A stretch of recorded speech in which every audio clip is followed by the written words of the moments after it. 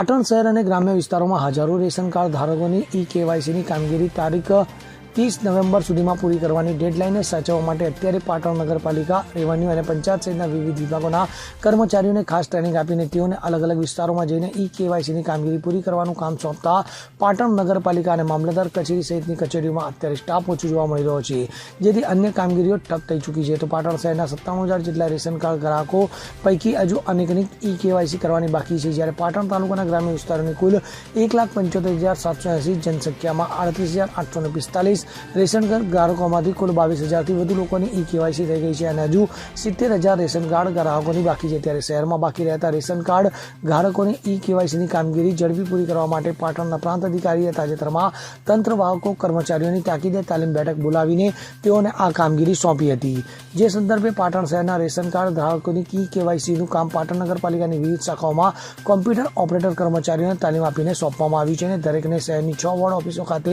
બેસાડીને PDS mobile app દ્વારા KYC પ્રક્રિયા કરવા જણાવાયું છે. આ તમામ કામગીરી ઉપર નજર રાખવા નગરપાલિકાના અને મામલતદાર કચેરીના અધિકારીઓને જવાબદારી પણ સોંપી દેવામાં આવી છે.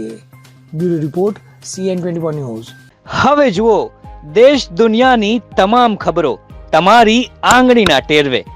ઉઠાવો મોબાઈલ અને Google Play Store પરથી ડાઉનલોડ કરો અમારી CN24 ન્યૂઝ મોબાઈલ એપ.